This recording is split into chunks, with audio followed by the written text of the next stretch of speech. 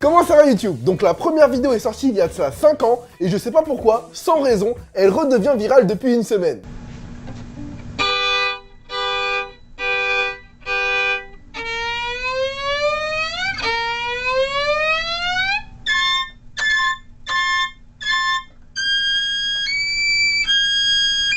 Bon, je sais pas si c'est dur à jouer ou pas, mais en tout cas c'est dur à écouter. Je pense que sur ça on est tous d'accord. Trop stylé. J'adore. Belle et talentueuse. Bébé, tu es génial. Bande de dalleux. Donc cette youtubeuse s'appelle G Brittany, elle fait des vidéos de violon depuis 7 ans et est atteinte de Pharrell Williams-ite aigu. C'est-à-dire qu'elle ne vieillit jamais. Ah si, il y a juste ces tatouages d'étoiles près de l'œil là. La légende raconte qu'au départ c'était la constellation de Pégase et qu'aujourd'hui c'est devenu la Grande Ourse. Je raconte n'importe quoi. Dans la description, elle explique que lorsqu'elle était petite, elle s'est assise toute une journée à côté de la voiture de ses parents et s'est amusée à activer l'alarme anti-vol jusqu'à ce qu'elle arrive à rejouer le son. Déjà, j'aurais pas kiffé être un de ses voisins ce jour-là. Et ce qui me fait triper, c'est qu'elle a écrit en annotation au tout début de la vidéo: n'hésitez pas à faire une vidéo réponse avec votre imitation d'alarme. Qui va faire ça? Quel genre de personne va prendre son instrument, jouer un truc dégueulasse juste pour répondre à une... Ah oui, c'est vrai. Le gosse de l'épisode 9. Je l'avais oublié lui, pardon. Et comme dans la vidéo elle fait toutes sortes d'alarmes, je me dis qu'un jour ça peut être utile. Imagine si un jour un cambrioleur rentre d'un coup chez elle. Elle peut le douiller.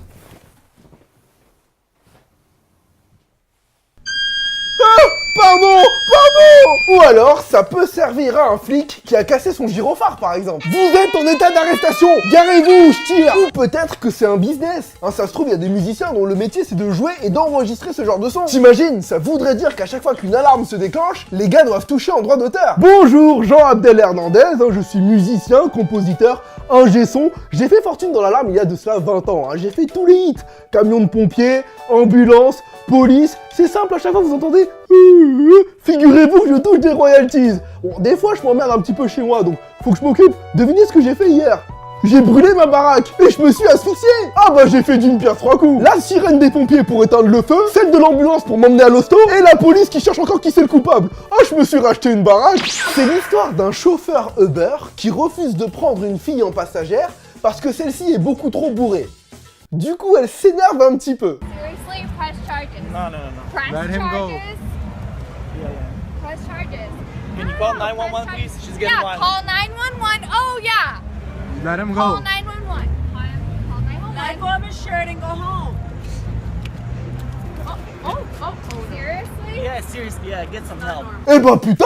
Moi qui croyais que seul un conducteur de taxi pouvait en vouloir autant à Uber, regarde les yeux de la fille juste avant son coup de poing. C'est le regard du shit is going down. Quand tu vois ce regard, tu sais qu'un coup va partir. Et faut avouer, jolie esquive de la part du chauffeur. Franchement, il y a un peu de Floyd Mayweather en lui.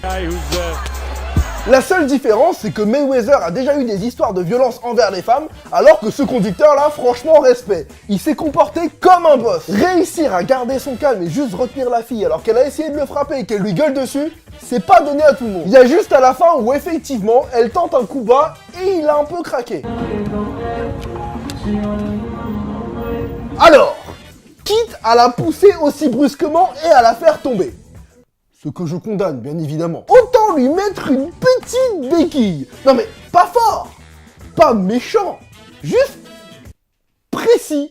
Hein, comme ça, au moins, ça aurait évité qu'elle remonte dans ta caisse après. T'es sérieux, tu m'as poussé là? Eh, reviens.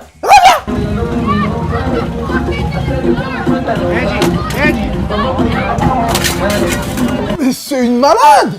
Tu rentres pas tout cassé comme ça dans la voiture des gens. Tu m'étonnes qu'ils appellent la police après. Au pire, tu annules ton Uber et t'en rappelles un autre. Peut-être que le chauffeur suivant sera d'accord. Et si c'est ta première course, tu utilises mon code promo et... Arrête mec, on avait dit discrètement. Ok, j'aurais tenté, c'est tout. Yeah, I'm attacking you. You have bruises all over you. What are you doing? Bro, you lost your mind. Attends. Comment elle peut sortir autant de papier de la caisse? En plus, il y a des ciseaux aussi. La boîte à gants du mec, c'est l'armoire du monde de Narnia ou quoi?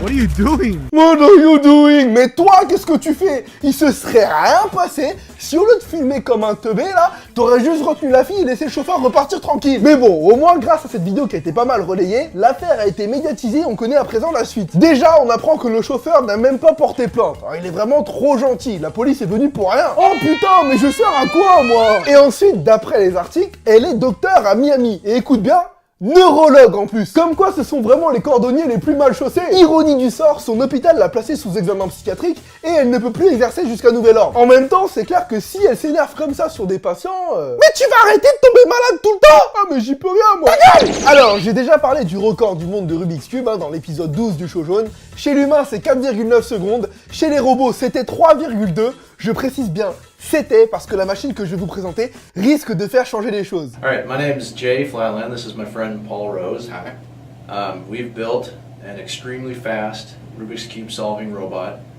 and we're in the process right now of applying for an official world record and solving. Wow, on a retrouvé Freddy Roach et Kristaps Porzingis. Qu'est-ce qu'ils foutent là? Je savais pas qu'ils aimaient le Rubik's. Donc, cet engin vraiment marrant est en fait constitué de 4 caméras qui projettent un patron du Rubik's Cube à l'instant T sur l'ordinateur. Un algorithme propose alors une résolution à mouvement minimum et la machine s'active pour recoller un sticker sur chaque face. C'est pour ça que ça va aussi vite. Non, je déconne. Évidemment, il le résout, mais je suis pas sûr qu'un cube de plus que 3x3 tiendrait la cadence sans prendre feu. Déjà qu'avec des mains d'humains, des fois ça se crache... Donc cette machine fait un peu polémique parmi les adeptes, parce que déjà pour pouvoir tourner aussi vite, bien sûr le cube est très lubrifié, mais surtout, on le voit pas bien ici, mais ils le disent dans la vidéo, le centre de chaque face est constitué de petits trous afin que les mini-bras en forme de croix de la machine puissent avoir une meilleure accroche. Cela signifie que pour établir ce record, il faut disposer d'un Rubik's non homologué un peu modifié, donc on sait pas si ce sera accepté par le Guinness ou pas. Franchement, si c'est validé, moi si j'étais un joueur de Rubik's professionnel, j'arrêterais de jouer. Non, parce que c'est de la triche, voilà. Entre 4,9 et 3,2 secondes. Certes, c'est un écart énorme, mais il y avait quand même une once d'espoir. Sur un malentendu, c'était peut-être faisable. Là, à 1 seconde et quelques, le seul cas possible pour battre l'ordi, c'est si la config de départ, c'est celle-là. Oh, merci. Merci. Cette machine va tellement vite, je suis sûr que si tu lances un Rubik's en l'air, le temps qu'elle retombe dans ta main, elle en a déjà résolu un autre. 3, 2, 1... Oh les bâtards! Dans les commentaires, pas mal de personnes disent « Ouais, c'est cool comme invention, mais ça sert à rien. » Moi, je suis pas d'accord. Déjà, combien d'entre nous ont commencé un Rubik's sans jamais le finir? Hein? Ah ah! Est-ce que tu sais qu'ils en fabriquent plus depuis 1836?